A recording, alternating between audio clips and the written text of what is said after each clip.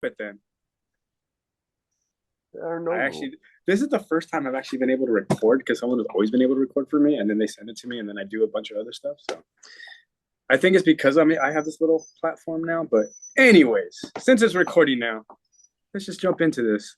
15 with Phil. I'm here with my buddy, Mr. Alex McBrairty.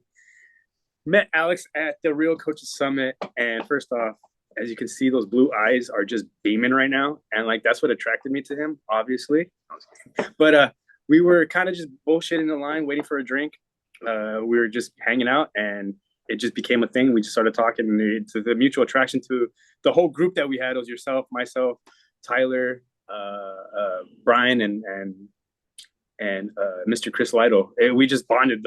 We just hung out, and we just had a great time together. Just one of those things that just becomes authentic when you meet people at seminars and conferences. But anyways, Alex, from what I was reading, went to the University of Michigan. Go Blue, very cool. Yes, Has sir. a BA with I know psychology, but it wasn't sports psychology.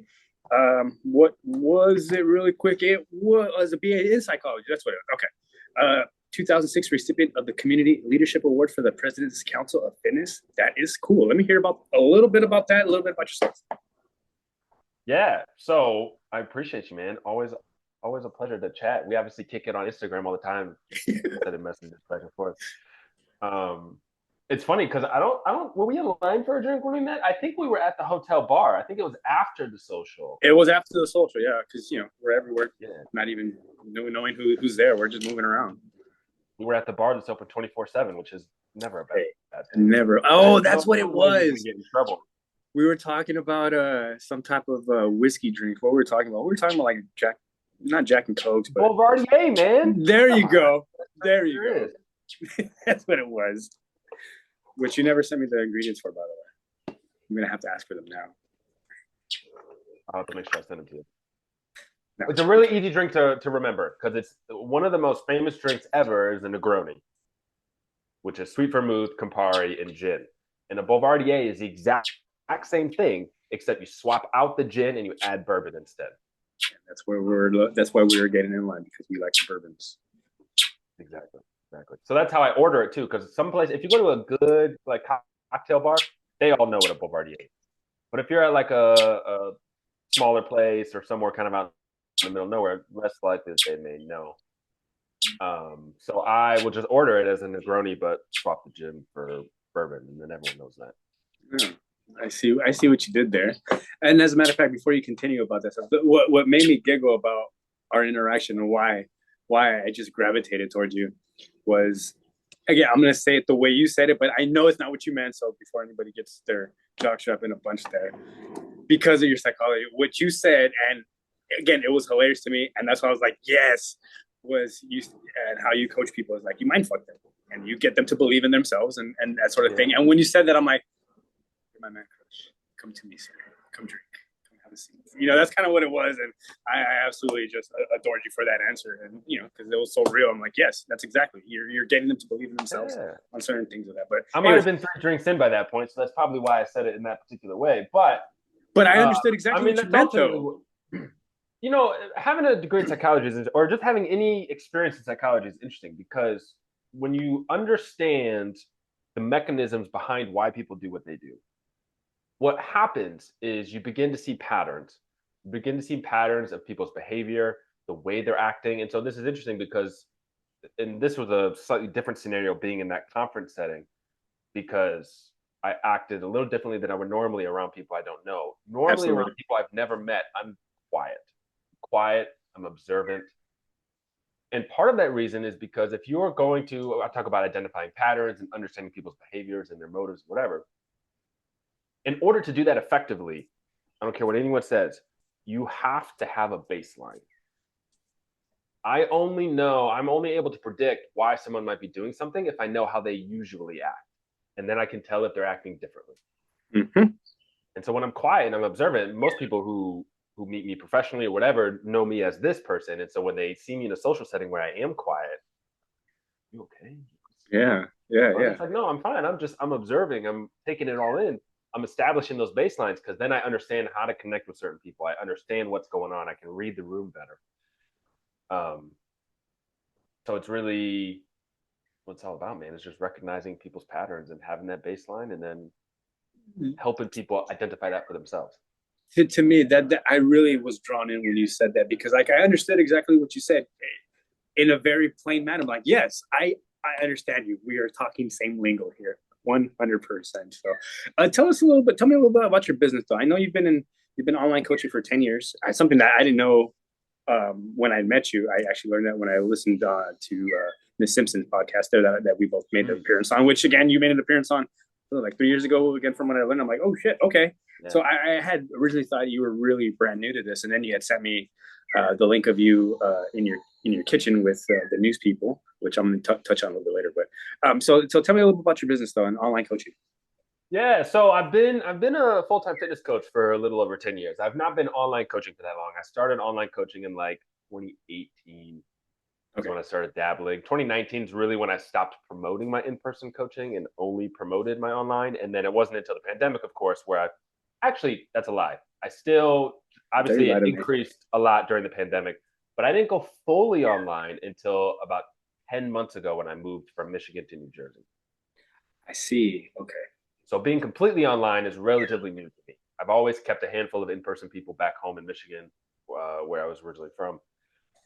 But I got into this for a couple of reasons. The first was I had my own personal fitness transformation. Obviously, I sent you that news clip of me from way back when, and that I explained that transformation personally for me, where I lost nearly 100 pounds, completely transformed my life and my health and everything therein, as what ignited my passion for fitness and for self-development. What got me into the industry was complete accident. Got my degree in psychology. The reason I got my degree in psychology is because I had no idea what I wanted to do. No idea. And I was going through undergrad, and I realized that the psych classes were the only ones I found interesting. Everything else was just bullshit. I was like, oh, I don't really care about it. I was like, all right, this is what I find interesting. I find people interesting, and my degree's in psychology, generally speaking, as an undergrad degree, but the emphasis in what I studied and the research I was a part of while I was there was very much in social psychology. So the psychology of people interacting with each other and in motivation and mindset and that whole deal. And so I got my degree, graduated. But with a psych degree, formally, there's really only two paths. There's therapist or there's professor. And I didn't really want to do either. It's kind of funny now because I basically am a therapist, but that's neither here nor there. I was like, I definitely don't want that. And I'm definitely don't want to be a professor because that just sounds boring as shit. So graduated, still had no idea what I wanted to do. Sorry, dog barking. And I had friends and family just being like, bro, you spend all your time in the gym anyways. You might as well just go get paid for it. Like, just become a trainer. And I'm, I don't know, 21 at the time. And I'm like, you know what? Good enough logic for me. Let's give this thing a shot. So like my last semester of undergrad, I studied, got my certification through NASM, applied for a local gym. Once I graduated, got a job there and just started and quickly fell in love with it, helping people kind of with their own journeys and their own personal growth. And the rest is kind of history. It just evolved from there.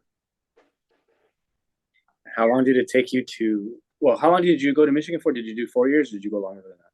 So my college education was interesting because I actually graduated high school with no college plans because I was a mid-grade student who didn't try or apply themselves. Hey, that's why we get along. Hey, and so it really wasn't until because I lost all my weight my senior year of high school. So I lost 85 pounds over the course of 15 months from like the start of summer after my junior year till a month after I graduated my senior year. So what I actually ended up doing is I went to community college in the area for 3 semesters. Okay. And at the time, I don't know if it still exists, but at the time they had a special program with the University of Michigan where if you had a certain GPA average over the course of a certain number of semesters, there was a transfer program where you could transfer into University of Michigan. And it was basically like a guaranteed acceptance. So I'm not smart enough to actually get accepted into University of Michigan, I just did all the loopholes to get in. Hey, you mind fucked that system with what you did, buddy. Tell you what, man. That's fucking cool, dude.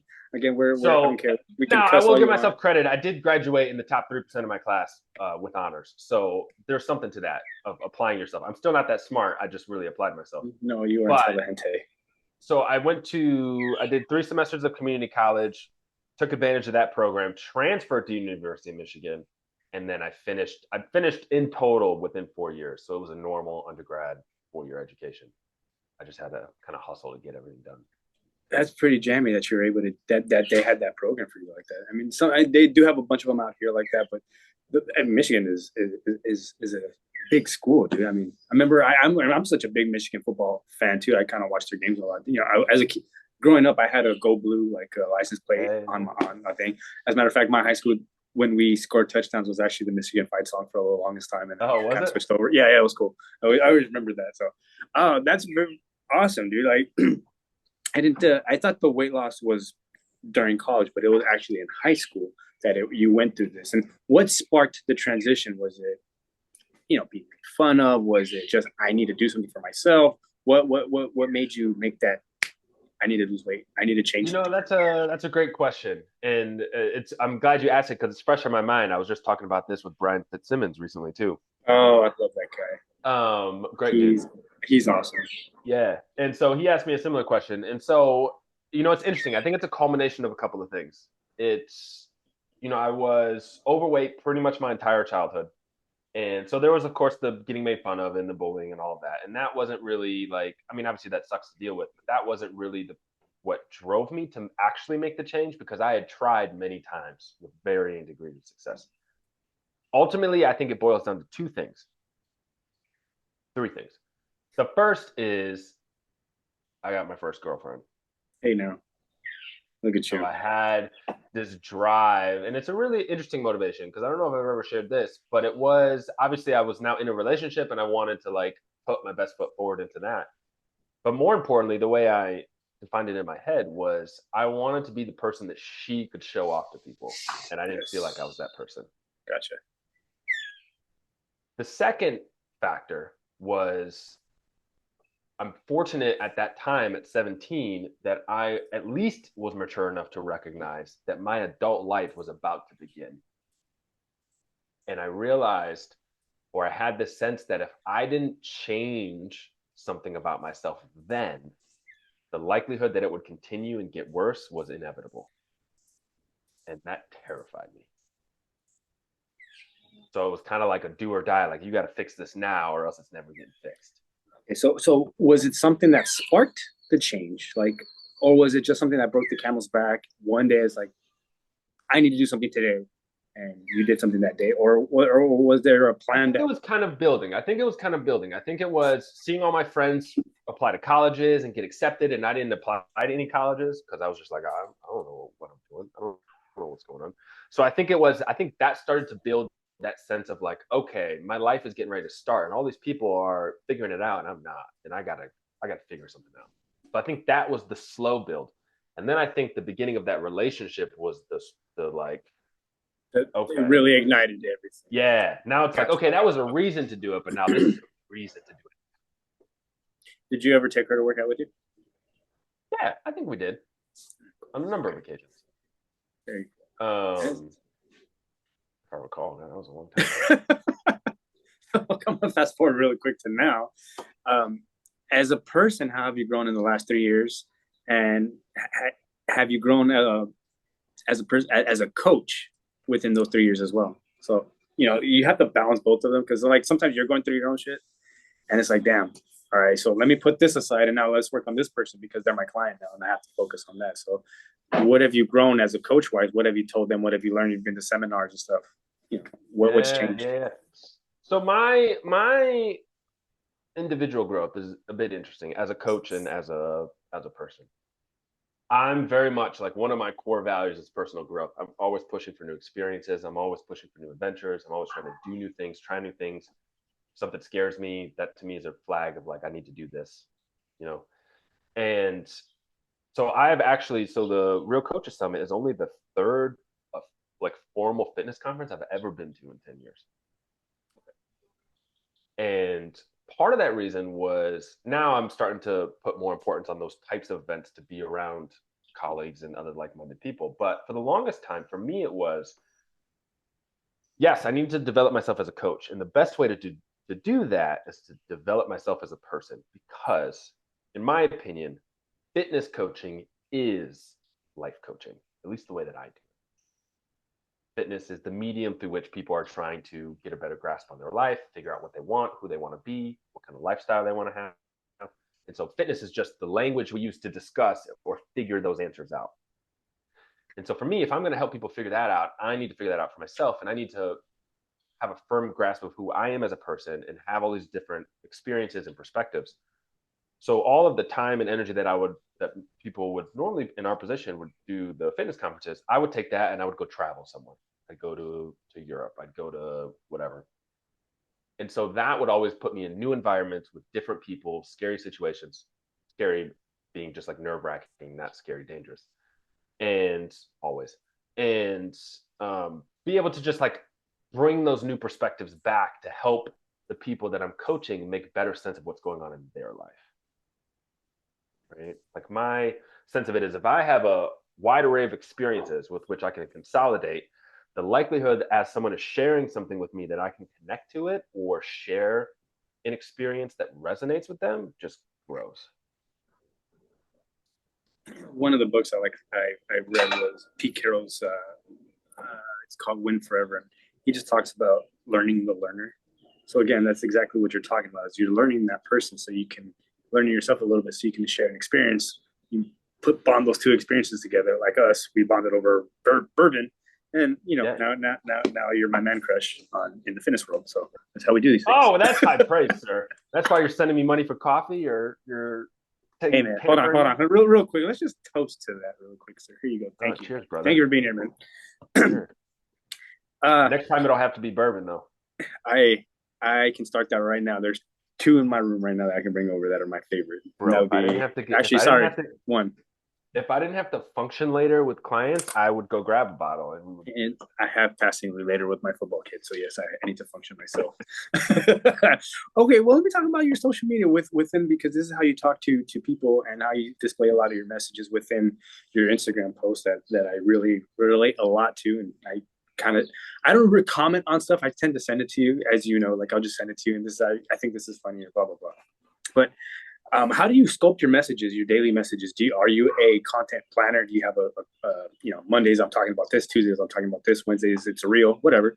Or do you just do things as natural as they come while listening to your clients and you solve their problems, and then you portray it or you display it as some of your content?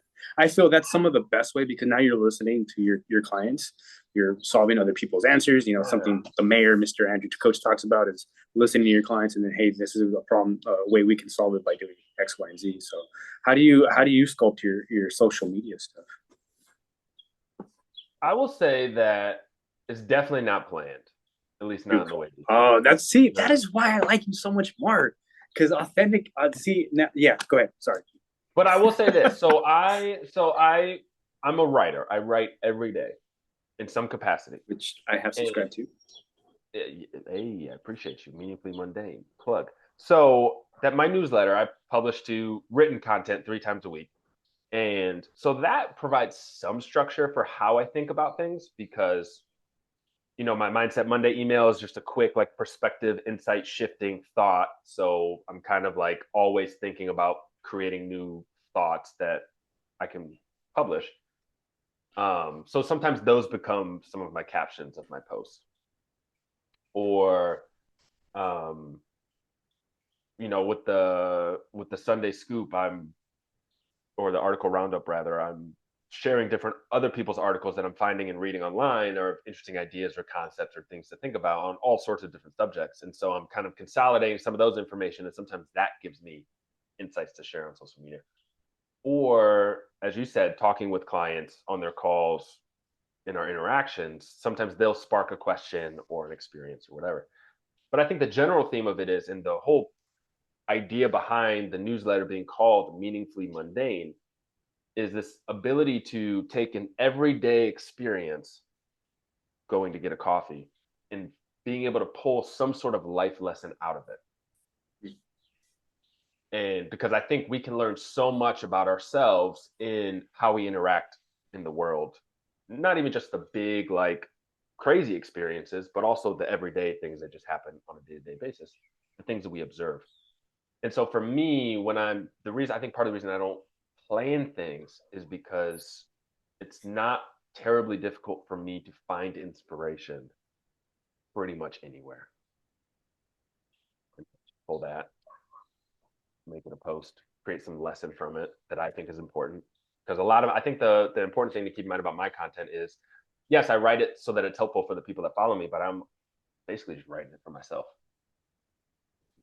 Do you kind of use it as a spark? I like to call it as a spark journal. Sometimes that's what I'll do is like I'll get an idea and I'll talk about it or I'll write it out. And that's my idea that I'm gonna have that message on it for later. That for the entire month, that's my journal idea. That's what I'm kind of like talking about. That's what I I'm wouldn't say using I'd go as so content. far as I wouldn't say I'd go so far as to expand it. Like this is the theme of the month. It's literally like I talk about so many different things at any given point in time because it's just whatever's inspiring me, right? So um I just started doing this thing, which I have to give credit to Jeb Stewart Johnston for because he started doing it first. And I saw his post. If you don't follow him on Instagram, you should. He started doing this little fortune cookie Oh, he's awesome. Okay. things. So what he basically does is every day he pops open a fortune cookie, reads the fortune, and then he tries to um, connect it to some topic related to emotional eating. And I love this idea so much that I went out. I told him I was going to steal the idea. So I bought a box of 100 fortune cookies, which are behind me. And now in my private group for my clients on Facebook, not every day, but a couple of times a week, I go in and I do the same thing. I pop open a fortune cookie. I just riff on whatever the fortune is and try to connect it to something mindset related. So it's really, I will say in that regard, it's very disorganized. There's not a singular topic. It's kind of all over the place, whatever the inspiration strikes. But in doing so, for me, what it allows me to do is it almost keeps me more present in terms of being able to observe what's happening around me. And I like that because I'm a very introspective person. I like to think about what I'm thinking about, and I like to think about what's happening around me. And that kind of always keeps me grounded in that, finding those lessons, what's happening, what's the greater thing here. Did you know Jeb before before the Real Coaches Summit, or did you? Yeah, I met him in 2019 at the Kansas City Fitness Summit for the first time, and then we loosely stayed in contact thereafter, messages here and there, followed each other on social media. This was only the Real Coaches Summit was only the second time I've ever seen him in person.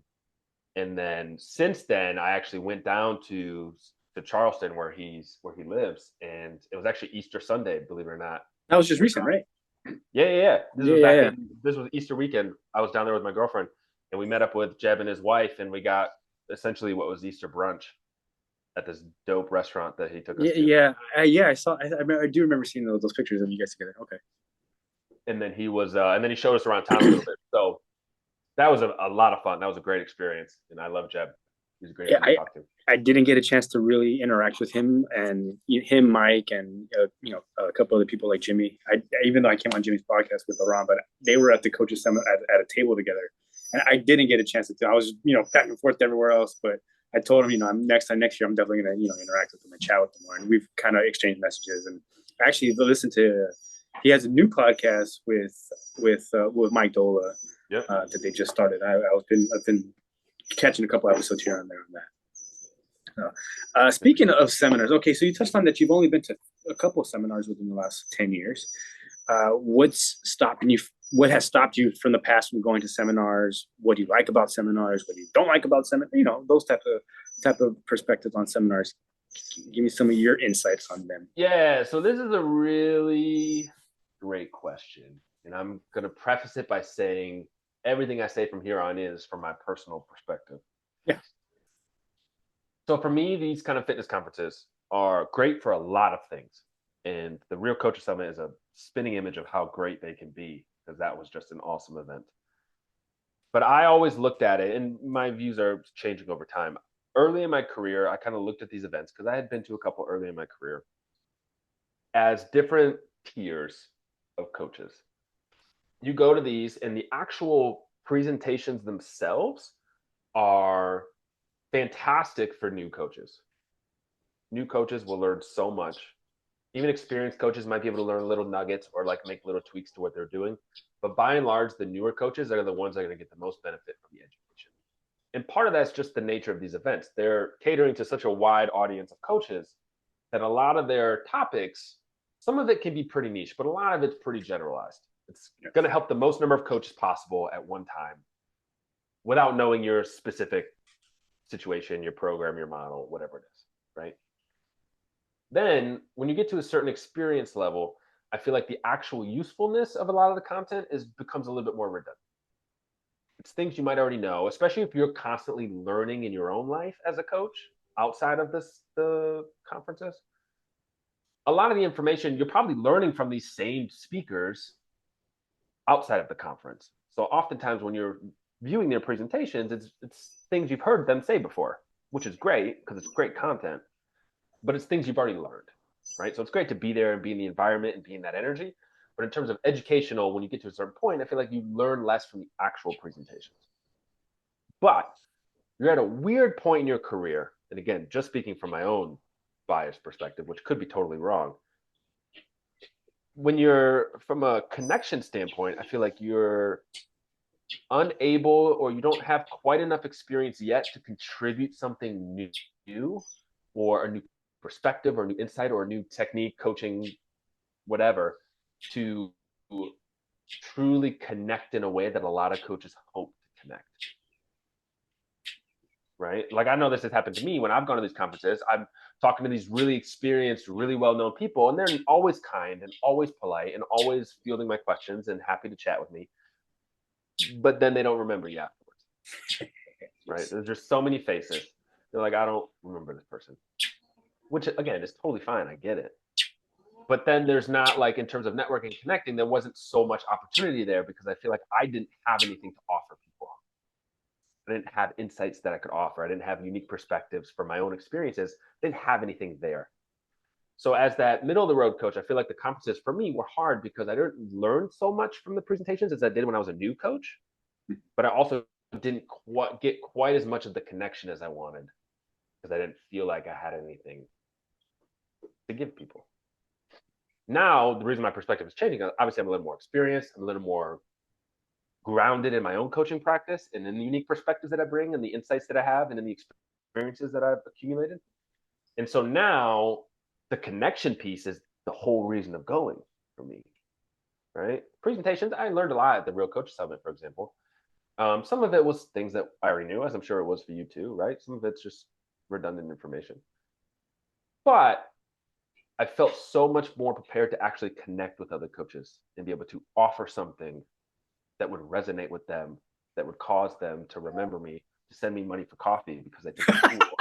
Like there's more there that allows me to just feel like I can be present and I can be a presence that makes it feel more worthwhile.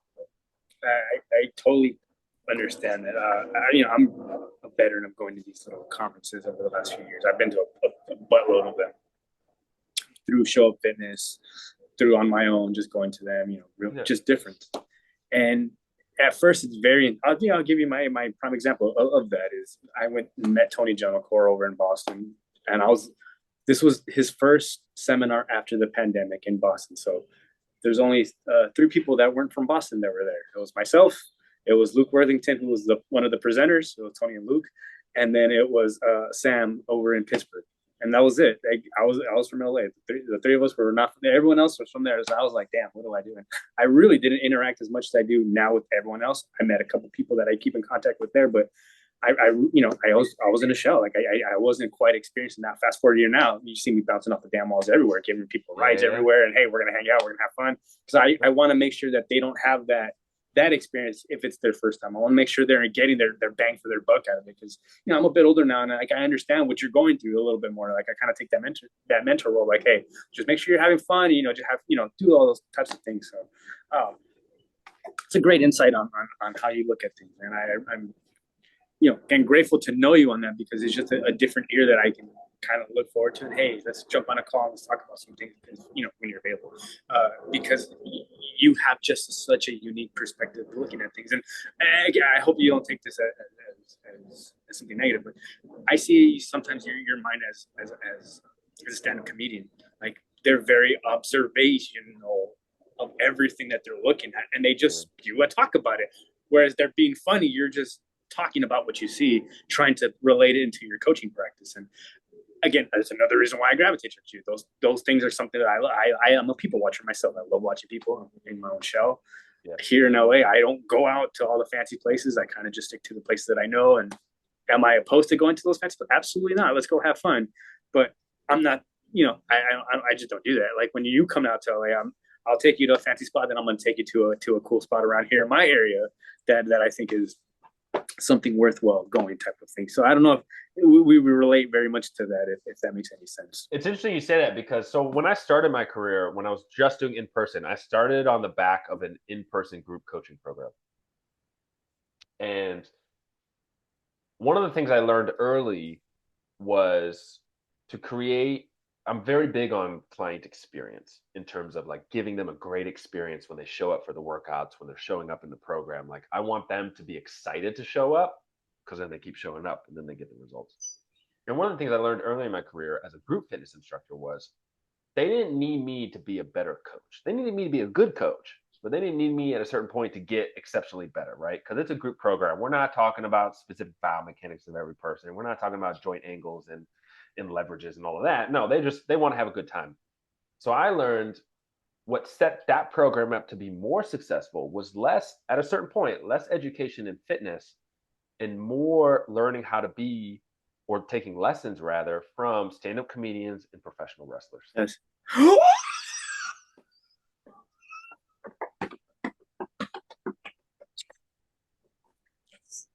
Yes. Because as I'm doing the group program, and it's even now, like a lot of the reels that you see me post on social media now, every Saturday I host a free virtual workout. So I'm in my office now. I basically push all the furniture to one end of the room.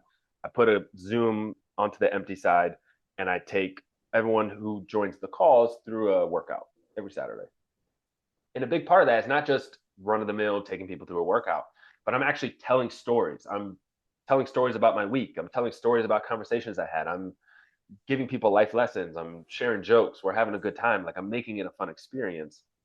And all of that was learned from being able to be sharp and be able to tell a good story and be able to like a professional wrestler. Like, there's some of the best storytellers in the world. 100%, absolutely. Right. So taking some of that, but also, as you said too, the stand-up community, being able to make it lighthearted, being able to make it fun, being able to find the little twists and things that you can put in there with the timing and whatever to just like make it an experience. That's a huge thing. Timing is such a big thing. If you don't have timing on making that experience, it doesn't hit. Like, I'm sorry, it just doesn't. Yeah. And I know, I'm sure you know now, but I am such a huge wrestling fan, more than I am a stand-up comedian fan. But that I did not know that, and that's why I was like, oh my god, you just blew my mind right here. I'm so excited. This is so much better, because a lot of my role with Show Up Fitness is kind of, again, a older mentor coach. But as I tell people and how I do my content and how I speak, and it's just literally, I am a professional wrestler. I am cutting a promo to get my point across. And what I am not Phil anymore. I am, whatever wrestler I want to be. I'm Stone Cold Steve Austin doing this, or The Rock doing this, or whoever's newer nowadays. But that's just how it just makes it so much easier. When I was doing content, and before I started posting more content, I was sending it to Chris, the owner of Show Up. And that's just how I was. I'm like, look, I just see myself as a professional wrestler, and I just tie in a lot to it together, and when, again, another one of my mentors, Dean Somerset, is such a huge wrestling fan. He ties in his wrestling stuff within his his talks when he's at conferences. So it's just, wrestling's everywhere. I love it. Yeah. And you're in a huge wrestling town too, right? You're in South Carolina, or are you still in Jersey? I'm still in Jersey. Still in Jersey. Okay. Yeah. Gotcha. Which, real quick, by the way, Show Up Fitness will be going to Jersey. I think it's next month, actually. They will be in Jersey. So if you want to go to their seminar, let me know. I'd love to help you out with that, to get you on there. Later you have to let me know where in Jersey. Yep. Mm-hmm. We'll do. Now we just got to get you to come out to Jersey. I would love to. I've only been there once. I went to Newark, and that was it when I went to New York the first time. So I do want to go. I mean, obviously, I'm a huge Sopranos fan. I need to see some of those diners. I need to go eat some of those diner food and just see some of that stuff. So I Well, absolutely need to get. I need to go to the butcheries and all the other Italian bakeries, delis and stuff. So absolutely.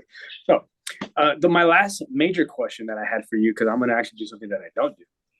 My last major question for you is, can you give me a book recommendation? I can't give you a book recommendation. I actually have it right next to me. I just finished reading it. It's probably one of Oh, my favorite books in a long time. It's a book by David Brooks, and it's oh called he's a great writer. Yeah, and it's called How to Know a Person: The Art of Seeing Others Deeply and Being Deeply Seen. He wrote The Road to Character, which was a phenomenal book. I don't know if you've read that. Mm-hmm. I've That not read was that one yet. that's a really good one. It's like 10. I like reading more of the autobiographies. So he kind of wrote like 10 quick stories of 10 different people, and it's kind of like that of different characteristics and stuff like that. So, but he's really good. What was the name of it again? One more time. It was How to Know. How to know a person: The How Art to of Know. Seeing Others Deeply and Being Deeply Seen. I love this book because obviously, as a psych person, I am always looking for ways to connect with people better, to understand people better. And there were so many great insights in that book for what it means to be seen, what it means to recognize how people want to be seen and be able to speak those languages, that it was just incredible. Well, how do you see people when you're coaching them? Do you see like more of their answers to the questions that you ask them, or is it more of their characteristics of like when you're in person, of when you see them, or how do you get your information from people? Is it literally just asking their questions, or how do you get to know them before reading the book? Part of it is in our intake process. We have a pretty lengthy questionnaire that asks seemingly random questions, but a lot of things give us really good insights. So, for example, for the Recovery and Sleep Summit that Nick Lamb just hosted, the virtual presentation, I gave a presentation on the big five personality traits, which we actually measure in our intake form. Is that Ocean? Yes, Ocean. Gotcha. Yep. Okay. So we actually measure that in new people coming into our program so that we tailor their experience in our program based on what they're likely to absorb better. So that influences some of the how we interact with people. Generally we just get to know people in our program. I mean, we're in communication with our clients almost every single day, text message, social media, whatever. So the way I like to explain it is if someone's life is a wavelength and they're going through it, the more interaction that we have with them, we get to jump in that wavelength with them and we get to ride it. So we can kind of anticipate when the next dip is going to be. We can anticipate when the rise is going to be. And it gives us, as the coaches, a really firm pulse on what's happening in their life so we can better help them. And so that's a big part of it. And it's just honestly the most important part of what we do with our members. Even the psych stuff, we talked about setting a baseline, understanding their behavior, recognizing the patterns. All of that boils down to the ability to listen. And I see this all the time, most notably now, as you and I talk about, I dance a lot here out in Jersey. It's basically the entirety of my social life. And so it's a great community of people. It's a lot of whatever. And I noticed that I'm also blessed with a great memory. I'm, a little bit of bias there, but I listen to people and I remember things about them. And then, like a stand-up comedian, I call those things back later. Someone mentions that they're got a deadline on a work project. Next time I see them, I'll ask them how it went, or I'll remember their name, or I do all this stuff. And I didn't realize, to me, that's just like normal behavior. But I realized how much people are like, you remember my name. Or, oh, thanks you so much for asking about that deadline. Like, it was really stressful, but it went well and I'm happy it's over. Like, just little things like that. The ability to just listen and like truly listen and remember these things that people tell you and call them back later and to show that, hey, I was actually listening to what you said. I valued what you said and I see you as a person. That in and of itself will make a world of difference. That's some of my favorite things to do. Because sometimes I'll hit a client with something that they said a few months ago. And they're like, "Oh my god, you actually remember that?" I'm like, well, yeah, that's my job is to listen. Like Yeah. that's the big thing is listening. And when we come on podcasts and stuff, is sometimes I hear when people are interviewing is they don't listen. They just kind of want to get their questions across. So sometimes it's like, just shut up and just listen, which is, I've noticed I was doing that with them. I was like, no, I want to interrupt. I was like, no, you have a message and that's why we're talking on that. But with the message and why we're talking, I know we got a little less than 20 minutes left before you got to get out of here. I'm going to flip it over to you now, since we want to just have a chat and a little bit different 15 with Phil. I'm going to have you open the floor to ask me some questions. Ooh, ask you some questions. I can't stand you right now with that answer. You don't even know what I'm going to. I have no idea what you're going to. Are you nervous at all? No, not at all. Not at all. You got too excited with that. I'm like, I hate you. Gosh, I hate you. Listen, just remember you did this to yourself. I did. I chose it, like Tom Brady. I chose to do this to myself. Fair. All right. I know the perfect first question for you. When's the last time you did something that scared you? And what was it? Oh, geez. Recently, coaching football right now. It's scary because I haven't done it in 10 years. And it was something I talked with Ram on his little podcast about. And some people don't know. I got fired from coaching football in 2015 when we went over to a new high school to take over their program. So everything was new. They weren't used to how we were running things. And, we ran across this one kid and didn't quite understand our tactics, I guess you could say, or how we ran the program, didn't like it, so on and so forth. Said I put my hands on him. Again, I'm 5'2". He's a big lineman kid. Stuff that didn't happen. So I got fired. So when I got asked to go back again, I got cleared and got asked to go back again. It's the game of football. It's your coaching. It's the same thing, but it's just, everything is just, I hate to say it, but it really is a watered down. You kind of have to pick and choose what you say. You can't really say as much as you could before, those types of things. So it's just, I'm nervous right now. Like, I've cut out a lot of my business so I can coach football this year.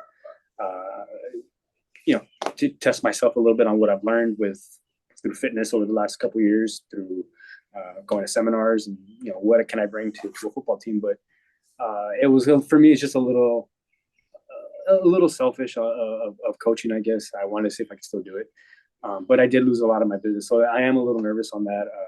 I still have a regular job and I still coach here at home, my in-person clients, but I wanted to grow, but then it wasn't that I said no to the opportunities. I literally got pulled in there like, you're on staff. So, these are guys that I've coached with for a long time, but one of the more influential dudes, Austin, was really, really big on just bringing me back in. So,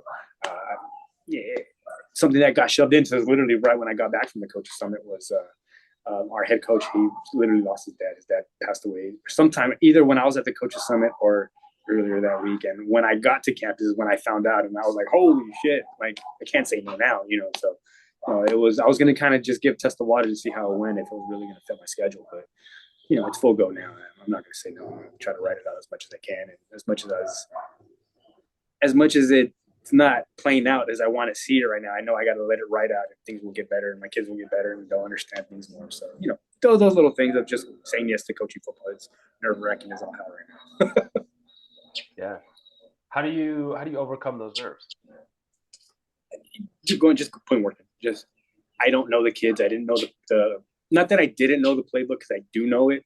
There's just been such small tweaks on the verbiage that for almost like 20 years, I knew it this way with this specific verbiage. And you tweak certain little things that makes it all, I'm like, oh God, I'm so mind blown now, but I've learned it, relearned it. So just putting myself through the drills again, because I do them on the side to make sure I'm teaching it correctly. Watching film. Last night we had a big film session. We didn't even practice with our offense. We just watched film. That was kind of all right, I got to be in this mode again and kind of be adapting and not be so passive anymore as a coach, and just kind of go back to how I used to coach a little bit, but adapting to where the game is at now with the mindset of the teenagers now. So, that's how I adjust to it. It's just getting to know them and learn the learner. What can I do to make it easier for you guys to learn? The thing I love about this is what you're saying is, I think it's so important for coaches in any capacity, right? Because coaching is coaching. It doesn't matter what you're coaching, to do things that scare them, because that's what we ask of our people all the time.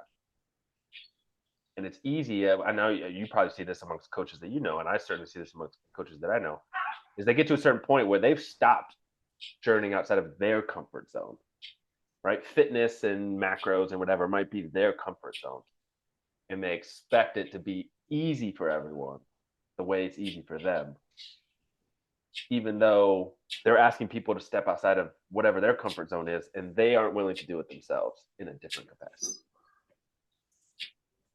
So the fact that you are doing that's pretty cool. I needed to put myself in the mindset again because I don't remember how it was. Like, it's been 10 years since I've done it. Like I coached, graduated in 04. I got in coaching in 05, the end of 05 till 2012. Took a small break, went back in 15, and then got fired right away. So like not right away, but then within 4 games, So to me, that's right away. I didn't finish the season there, so I don't remember it. Like I had to go back and do it again. Like I had to come and bring out the drills, and I had to go and practice at the park or here at home on the grass, and just put my mindset to this is how I teach it. This is how it should look. Here to here to here. So that is just what you do when you ask clients something. You got to have repetition with something. You got to improve the mechanical skill. You got to improve the speed. You got to improve whatever it is. You just need to practice it. So that's what I needed to do. So.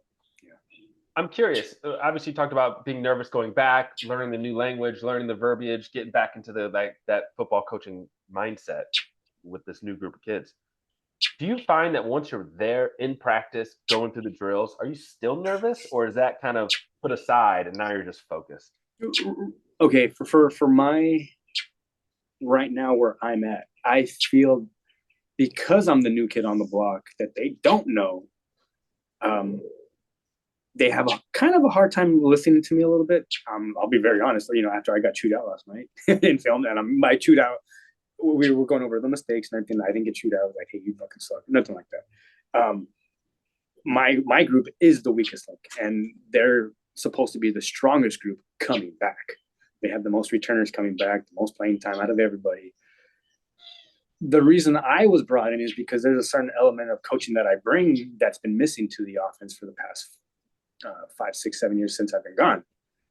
That's a little bit of the outside game, and a little bit of the toughness mentality, a little bit of the grit.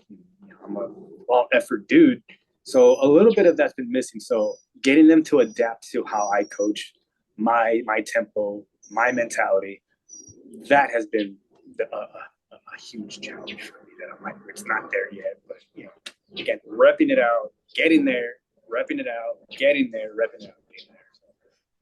You don't take a film session to heart, man. You just take your lessons, and you improve and see what you can improve on. Again, learn the learner, see what you can do to get them to understand that this drill translates to this, that'll translate to this, that'll get you open to get the ball over there. Those types of things. Yeah. Have you ever seen random aside? Have you ever seen the show Ted Lasso? No, I hear such great things about it. Tony G and Dean Somerset are very big on it. They always talk about it. But no, I've never seen it at all. No, I should though, because it's on Apple TV. On Apple TV. If I'm right. Yeah, it's on Apple TV. This is now your homework assignment. Ooh. To watch Ted Lasso, and I'll tell you why. It's just the greatest TV show ever created. And hey now, Dwight is right here looking at you. You need to watch your mouth, sir.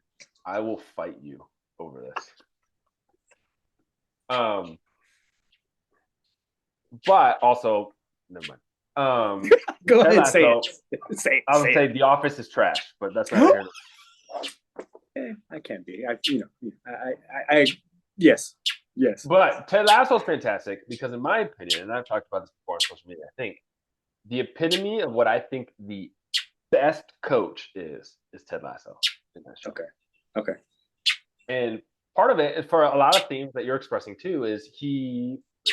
For those who might be listening, and if you're not familiar with the show, he's an American football coach who takes a job coaching soccer in a Premier League in the UK. Knows nothing about the sport. And it turns out that he was hired on purpose because he doesn't know anything, because the owner of the team is trying to sabotage the team and brought him over. But in a turn of events, and over the course of 3 seasons, he turns things around and develops all these players. But it's something he said early on that made me really love the TV show, but also be able to look at it from a different perspective as a coach. And he was talking to a reporter. A reporter basically asked him, they're like, listen, you have no business being. You're losing all of your games. You don't even know the rules. Why are you? And he basically was like, listen, I know I'm coaching a professional sport. I know there's a lot of money on the line. There's a lot of, sponsorships, whatever. There's a lot riding on this. But he's like, honestly, I don't care about the wins or the losses. My goal is to make sure these players are the best versions of themselves, both on and off the field. And the way he interacts with his players and the way that he develops them all in turn, you see him like there's episodes of different focal points of different players, them developing over time into this. At first, they're all just kind of butting heads and they all hate each other, and then they start to grow and they create a team environment, and it's like a very awesome thing to witness. Is to me the epitome of what great coaching is, and I think in a lot of ways you'll enjoy that TV show, which is why I bring it up. I always said yes, I need to watch it. I just never have. I do always enjoy anything with coaching. Again, something with coaching is just the progressions, like you just talked about. Is the environment that they go through. That's where I'm at right now. Where I was going in, I didn't know anything. Now I'm kind of getting to know them. So I'm, you got to wait until you get to know them and see the outcome of it. And again, that's why I love football so much, because with football, you can really truly see those changes. You want to talk about delayed gratification with football, you really learn delayed gratification where you're in the weight room all year long to play 10 games. 10 games. Again, a little bit with different with basketball where you get 2 games a week, baseball every other day, maybe 3 games a week, other sports every other, but with football, 10, guaranteed 10. And that's kind of why I think I've always kind of gravitated to it, where it gave me that foundation to always build a great life. I was like, always know that there's a progression. It doesn't matter what it is. There's a progression to something in everything. It doesn't matter. There's always something that you can progress to.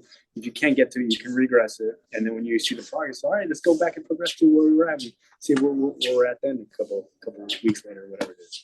So we're almost there. I'm still not going to try to take too much of your time. So a couple more questions. Go ahead. Ooh, I feel like that was so good. Now I don't know how to follow it up. More questions. And this is why I like putting you on the spot, because you're so smart where you can pull things like off the top of your head. Well, have you done any traveling outside of the U.S., outside of the continental U.S.? I went to Andrew Coach's event last year to Edmonton, and then I've gone as far down to Guadalajara to go see my buddy get married. As a matter of fact, I trained him and his wife in person here with me. I saw them get married a couple of years ago. Other than that, not very much. I need to get over the pond and go start visiting a little more that way, things like that. Okay. I don't know why this question didn't come to me sooner. I'm actually mad I didn't ask it a second ago, but I'm going to ask now. I already asked you via DM what your wrestling theme song would be, so I won't ask you that. However, top 3 wrestlers of all time, in no particular order. Of all time, see, that's what makes it so tough, because it's like, are we talking wrestling as entertainers, or are we talking wrestler as skill wrestlers, or are we talking wrestlers as the whole, you know what I mean? It's the whole package. Like, Talk about it for the layperson, for the entertainment. For the entertainment, there's no one more entertaining than The Rock. He's number one. I'm sorry. There's just on the mic. There's just no one more entertaining than him. Currently, right now, what he brings to the product, and him not being there right now, is pretty hilarious. Roman Reigns, his cousin, is pretty damn good. I don't know if all time, but he's within the last 5-10 years. Yeah, actually 10 years. He's been main event in like 10 WrestleMania now. So within the last 10 years, Roman Reigns. And then I will throw in,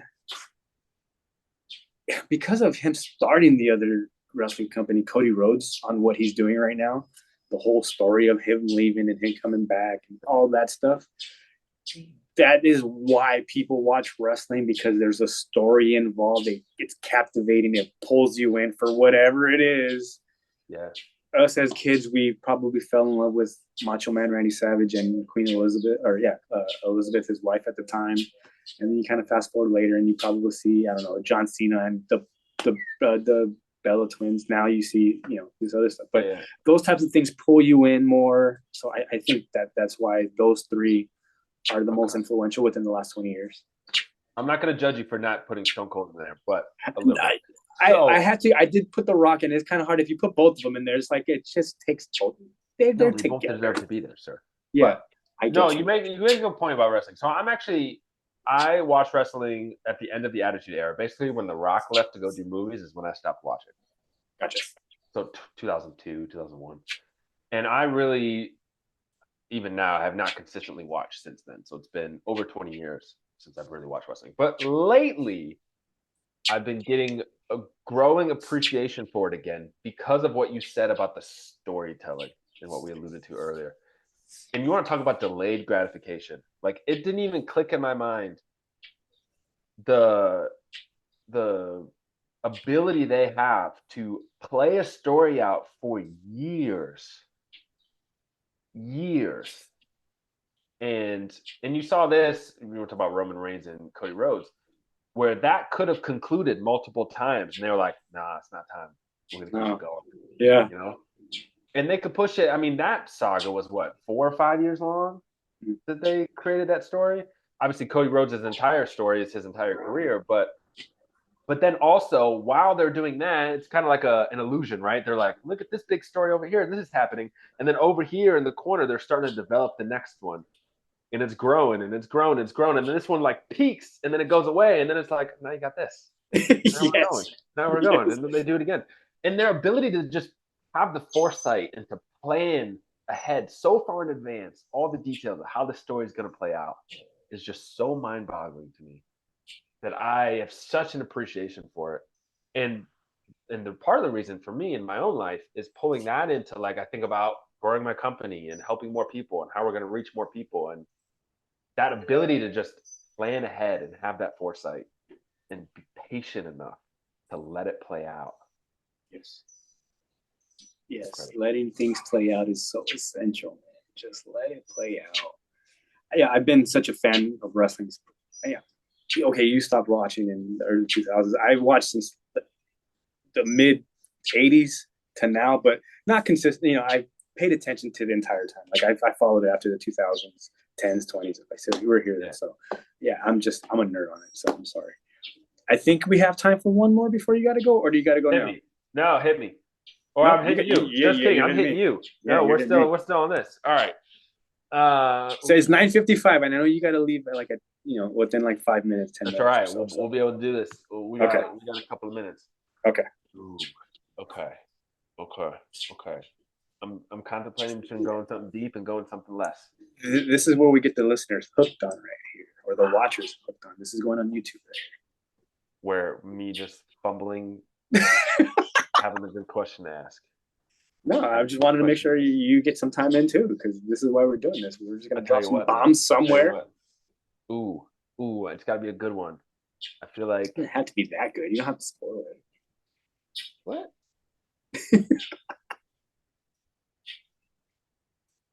You know what? I'm gonna go a little left field. I'm actually not gonna ask you a question. Instead, I'm gonna give you a bit of praise to something you said earlier and something I experienced at Real Coach Summit. You mentioned it was important to you to be the person that was very welcoming and making sure, especially the new coaches, all had a good time and they felt welcomed and they felt like there was fun and there was someone to talk to and all of that. And I felt that with you from the moment we met and throughout the rest of our time at that conference. And so I have to give you praise for that, because I think it's important to be that person, to show up as that person. And you're obviously very welcoming, very cool. Well, thank you. I greatly appreciate that. It's always very humbling to hear. I don't even know how to react to that, but thank you. I attribute that one, my mom, although very welcoming. I attribute that to my Native American heritage. We're just here, have fun, take it away, give it all. We're very just giving, very giving. I open my home. Whenever you're out in LA, you're getting your ass to my house to get a lift. I'm taking you down the street to grab some beer at the best deli you'll probably ever go to that has 99 beers on tap. So, yes. So, best deli around, and it's walking distance from here. But I do open my home to anybody that I meet at seminars. If you're ever in LA, look me up. Come get a lift. Come grab food.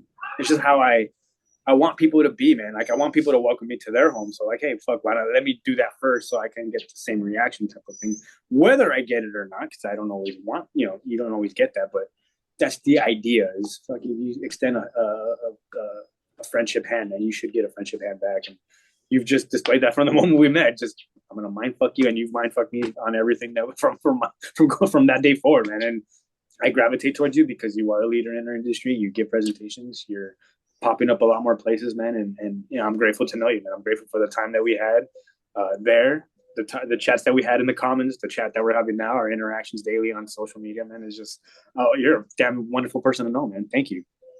I appreciate you, sir. You as well are a wonderful person. So one more cheers before we get going out of here. Please. Hopefully, you didn't Thank you finish for your it. time. Next time, Nope. we're gonna do this again, and it's gonna be scheduled at a time where we can both have a bourbon in our hand, and then the conversation might get real interesting. You never That know. might be. I can really do that. I'm probably gonna have to invite you to a show ups and do some show up and stuff. You have more of a mentor mentality because of your background, and I think they need to hear more from more psychology backgrounds from people of psychology backgrounds, I should say. We do host like book calls and things like that, so it'd be nice to get you on there, or even like host a class to have a class talk on some habit having or whatever. So I know you can be involved some way or another with Show Up Fitness and what we do in our platform. So Well, listen, damn you good just say the word. For you, I'll be anywhere, anytime. I will let you know about the Jersey thing too. It's happening. I know they're going to be at a Lifetime in Jersey, so I'm going to try to. Okay. Let me know. We will definitely be in contact. I'm going to hold on. That's going to be the end of this episode. I'm going to stop the recording really quick, but that's going to be the end of this. Let me stop this. Thank you for your time, Alex. As always, we're going to be chit chatting soon. So that was 115 with Phil. Thank you.